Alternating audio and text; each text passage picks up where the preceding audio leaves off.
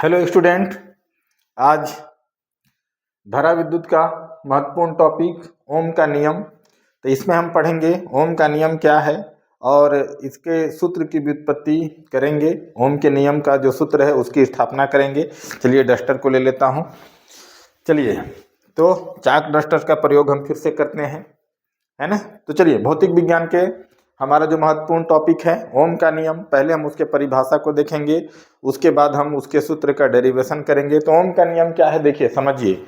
ओम के अनुसार, ठीक है, ओम के अनुसार यदि किसी चालक के भौतिक अवस्था में परिवर्तन न किया जाए, जैसे उसकी लंबाई, ताप, ठीक है, ये सब में अगर परिवर्तन नहीं किया जाए तो चालक में प्रवाहित होने वाली जो धारा है उसके सिरों के मध्य लगाया गया विभवांतर के क्या होता है, अनुक्रमानुपाती होता है। अर्थात धारा अनुक्रमानुपाती विभवांतर होता है। ठीक है, तो चलिए देखते हैं, इसको गणितीय फॉर्म में लाते हैं। ये देखिए यहाँ पर इसका डेफिनेशन हमने बोर्ड पर लिख दिया है कि यदि किसी चालक के भौतिक अवस्था में परिवर्तन ना हो, जैसे ताप, लंबाई इत्यादि में अगर परिवर्तन ना हो, तो उसमें प्रवाहित धारा चालक के सिरों के मध्य लगाए गए विभवांतर के अनुक्रमानुपाती होता है। अर्थात धारा अनुक्रमानुपाती विभवांतर होता है। ठीक है, तो देखिएगा इसका थोड़ा सा हम स्वरूप को लिख लेते हैं। एक बार गौर से देखिएगा, गौर से देखिएगा, एक बार देखिएगा क्या हो जाएगा, नजरें बनाए रखिएगा।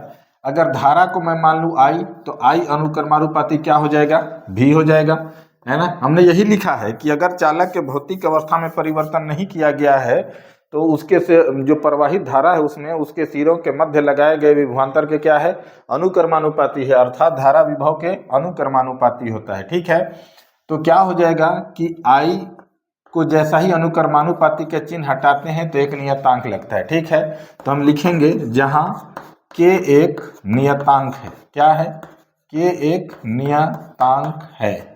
ये बात क्लियर हुआ। ठीक है, और ये के का वैल्यू जो है, जो चालक है उसके प्रतिरोध का व्युत्क्रम होता है। कोई भी चालक है उसके प्रतिरोध का व्युत्क्रम होता है। तो आर बराबर क्या हो जाएगा, आर बराबर हो जाएगा यहाँ पास प्रतिरोध हो जाएगा। ये बात भी क्लियर है। ठीक है, आगे देखिएगा, तो आई इक्वल टू आगे क्या हो जाएगा, के जगह हम लिखेंगे क्या, 1 लिखेंगे। ठीक है, और बाई आर, और ये क्या हो जाएगा इनटू भी। अगर हम मल्टीप्लिकेशन करेंगे तो भी एकम क्या हो जाएगा, भी, और आई का इसका हो जाएगा तो आई आर। ठीक है, बहुत सारे जो टेक्स्ट बुक हैं इसमें डायरेक्ट आर को कांस्टेंट मानता है और इसको ऐसे करके लिखता है। ठीक है, तो जो आपका टेक्स्ट बुक है उसमें ऐसे करके लिखा है, जबकि वास्तविक क्या है, ये है कि जो निर्धारक है धारा और विभवांतर में, विभवांतर निर्धारक है, न कि धारा। विभवांतर है तो धारा प्रवाहित हो रहा है। तो जो चालक में प्रवाहित धारा है लगाए गए उन चालक के सिरों के मध्य लगाए गए विभवांतर के अनुक्रमानुपाती है। जब आपका डेफिनेशन ये है तो असली फॉर्म यही लिखाएगा, आई अनुक्रमानुपाती भी, और अनुक्रमानुपाती का साइन हटाएंगे तो के भी, जहाँ के एक नियतांक है और के जो है जिस चालक की बात की जा रही है उसके प्रतिरोध का व्युत्क्रम होता है। और यहाँ इसके वैल्यू को लिखेंगे तो भी इक्वल टू आई आर होगा, और आर को डायरेक्ट अगर कांस्टेंट मान लेते हैं तो भी अनुक्रमानुपाती आई लेकर भी किताबों में लिखा है। ठीक है, तो यहाँ पास से अगर आप बढ़ते हैं तो इस फार्मूला को ऐसे भी लिखा हुआ आपको मिलेगा, आर इक्वल टू भी बाई ए। यही ओम का नियम है कि प्रतिरोध बराबर विभवांतर बटे क्या होता है, विद्युत धारा होता है। इसमें कोई समस्या नहीं होना चाहिए। ठीक है, अब इस फार्मूला के डेरिवेशन के बारे में हम चर्चा करने जा रहे हैं। गौर से देखिएगा। ठीक है, इस फार्मूला का डेरिवेशन हम करेंगे, बोर्ड पर नजरें बनाए रहिएगा, आपका सभी समस्याएं तुरंत सॉल्व हो जाएंगी। इसके बाद आपको कोई भी दिक्कत नहीं होगा। तो देखिएगा इसका डेरिवेशन करते हैं, गौर से देखिएगा। सबसे पहले हम क्या करते हैं कि एक बैटरी से हम एक चालक वायर को जोड़ देते हैं, चालक तार को जोड़ देते हैं। ठीक है, इसमें विद्युत धारा आई प्रवाहित हो रहा है और विभवांतर जो है चालक के सिरों के बीच क्या है, भी है। यहाँ पर देखिए, इसको मैं थोड़ा सा, यहाँ पर जो वायर है बेलनाकार है तो इसको थोड़ा सा आवर्धित रूप में मैं आपको दिखा दे रहा हूँ ताकि बहुत सारी चीज़ों को समझने में आपको समस्या ना हो। ठीक है, ये मैं दिखा दे रहा हूँ। हम यहीं पर मान ले रहे हैं कि चालक की लंबाई कितनी है, एल है, सिरों के बीच विभवांतर कितना है, भी है। अब इसमें बोल रहा है कि इसके अनुप्रस्थ काट का क्षेत्रफल, मतलब तार जो है बेलनाकार है तो बेलनाकार का जो वृत्तीय भाग होता है उसी को अनुप्रस्थ काट का क्षेत्रफल कैपिटल ए बोल रहा है। और इसमें से आप ये भी जानते हैं कि इलेक्ट्रॉन का प्रवाह जो है वही विद्युत धारा का प्रवाह है, जस्ट उसके ओपोजिट में, मतलब मुक्त इलेक्ट्रॉनों की वजह से विद्युत धारा प्रवाहित हो रहा है ऐसे, है ना, इलेक्ट्रॉन ऐसे प्रवाहित हो, विद्युत धारा का डायरेक्शन ये हो जाएगा। ठीक है, तो यहाँ पास जब ये डायग्राम को आप पढ़ लेते हैं, जान लेते हैं, तब देखिए क्या लिखते हैं कि माना कि किसी चालक की लंबाई स्मॉल एल है एवं अनुप्रस्थ काट का क्षेत्रफल क्या है, कैपिटल ए है, तथा इसके प्रति एकांक आयतन से मुक्त इलेक्ट्रॉनों की संख्या क्या है, स्मॉल एन है।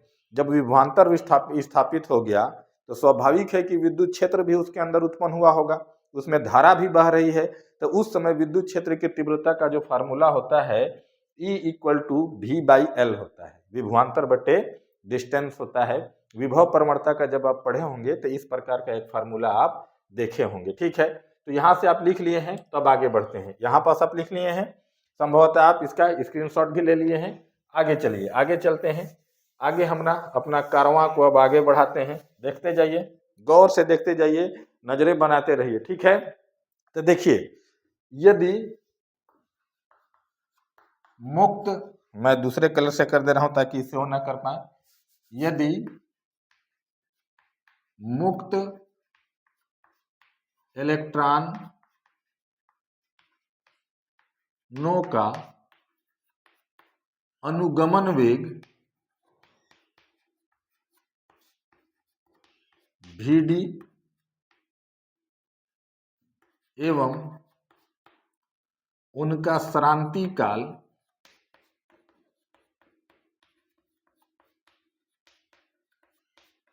टाउ है, तो गति के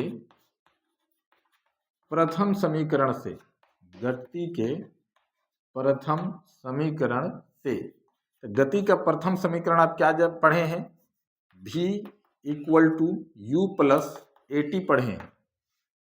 अंतिम वेग, प्रारंभिक वेग, त्वरण, टाइम। यहां पास जो वेग है मुक्त इलेक्ट्रॉन का, वो वेग है अनुगमन वेग, ये भी बात क्लियर है। प्रारंभिक वेग क्या होता है, 0 होता है। ये त्वरण है। टाइम को जो है, काल खंड को क्या बोला है, सरांती काल बोला है। तो Vd इक्वल टू क्या हो जाएगा, A टाउ हो जाएगा। ये बात क्लियर हुआ। इसको आप समीकरण 2 मान लीजिए, ये भी बात क्लियर हो गया। उसके बाद देखिए, यदि इलेक्ट्रॉन जो मुक्त हुए हैं उनका द्रव्यमान m है और विद्युत क्षेत्र वहां है, तो उसके बल के प्रभाव में ए त्वरण से वो गति कर रहा है, तो उस समय क्या हो जाएगा, बल F के प्रभाव में मुक्त इलेक्ट्रॉन जो गति कर रहे हैं का त्वरण। ठीक है, यही पास मैं लिख दे रहा हूं। तो त्वरण क्या हो जाएगा, आप एक फार्मूला पढ़ के आए हैं, F इक्वल टू ma, तो A बराबर क्या हो जाएगा, F/m हो जाएगा। ये भी बात क्लियर है।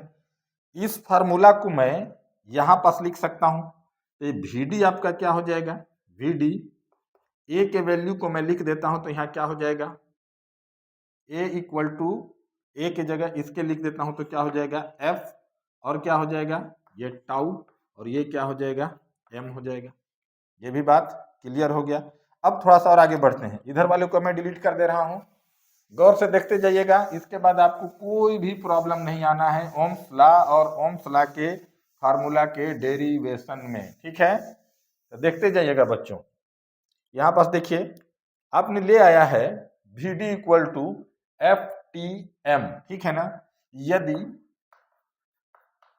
इलेक्ट्रॉन का आवेश स्मॉल e है, तो लगने वाला बल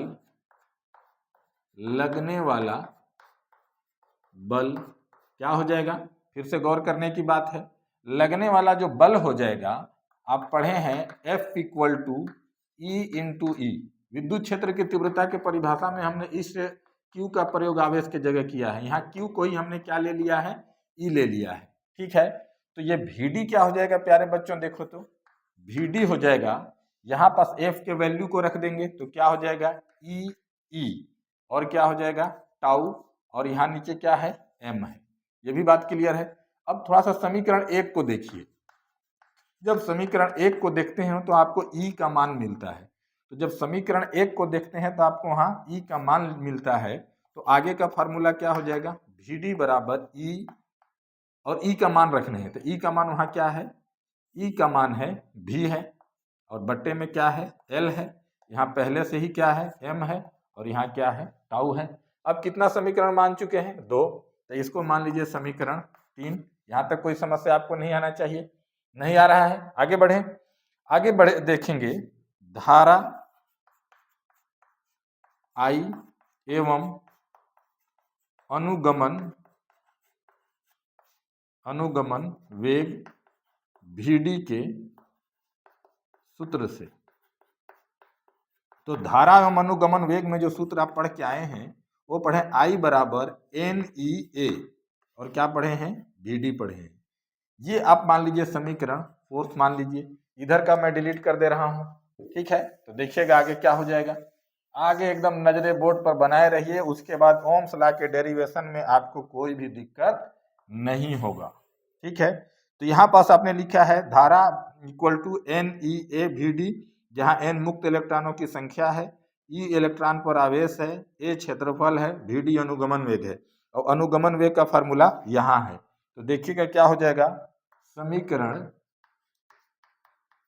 3 एवं 4 से, 3 एवं 4 से, तो देखिएगा क्या हो जाएगा, यहाँ पास आपने I लिख देना है, ये लिख दिया है आपने, फिर यहाँ N लिख देना है, ये भी आपने लिख दिया है, फिर E भी लिख दिया है, फिर A भी लिख दिया है। अब यहाँ क्या रह गया है, VD, और VD का मान क्या है, यहाँ देखिए VD का मान है E V टाउ बाई क्या है, ml है। ई का एक बार गुणा कर दीजिए तो I इक्वल टू क्या हो जाएगा प्यारे बच्चों, NE square A V tau बट्टे क्या हो जाएगा, ml हो जाएगा। यहाँ से आप V बटे I का वैल्यू को निकालिए, तो यहाँ क्या है, विभवांतर V, और यहाँ क्या है, धारा I के गुणज में क्या क्या है उनको लिखिए। तो I के गुणज में क्या है, ml है, और V के गुणज में क्या है, ये देखिए, ये है NE स्क्वायर, और क्या है, A है, और क्या है, टाउ है।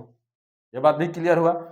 मुक्त इलेक्ट्रॉनों का जो ये द्रव्यमान है वो कांस्टेंट है। एक इलेक्ट्रॉन का द्रव्यमान 9.1 इंटू 10⁻³ किलोग्राम है। इलेक्ट्रॉन पर आवेश नियत है। तार जो श्रांति काल देखिए, श्रांति काल को आपको डिफाइन करना भूल गए। मुक्त इलेक्ट्रॉनों के दो क्रमागत टक्करों के बीच का जो समय है उसी को श्रांति काल कहा जाता है, ठीक है। तो यहाँ पास से देखिएगा क्या हो जाएगा, आगे हो जाएगा V बटे I बराबर MNE स्क्वायर ए टाउ है ना, और ये L बाई A, ये क्या है, एक नियतांक है। क्या है, नियतांक है, और इस नियतांक को ही बोला जाता है R, और इसी को बोला जाता है प्रतिरोध। ये भी बात क्लियर है। तो आप देखेंगे आगे क्या हो जाएगा, आगे हो जाएगा देखिएगा V बट्टे I, विभवांतर बट्टे I, और पूरे के बराबर में क्या लिखा जाएगा, प्रतिरोध R, अर्थात क्या हो जाएगा प्यारे बच्चों, अर्थात हो जाएगा प्रतिरोध बराबर, ये क्या है, विभवांतर, और बट्टे में क्या है, धारा है, विद्युत धारा। तो देखिए तो कितना इजी है ओम्स नियम का व्युत्पत्ति। सिर्फ आपको धनात्मक सोच के साथ भौतिक विज्ञान को पढ़ना है, ठीक है। तो अगर ये वीडियो आपके लिए उपयोगी है तो चैनल को जरूर सब्सक्राइब कीजिए, लाइक कीजिए, कमेंट कीजिए। इस फार्मूला में कहीं भी अगर आपको कोई प्रॉब्लम महसूस हो रहा है तो कमेंट सेक्शन में जरूर लिखिए। पूरा प्रयास करेंगे कि आपके हर कन्फ्यूजन को दूर करेंगे। इसका स्क्रीनशॉट ले लीजिए, ठीक है। अगले वीडियो में फिर नया टॉपिक लेके हाजिर होंगे। तब तक के लिए थैंक यू वेरी मच।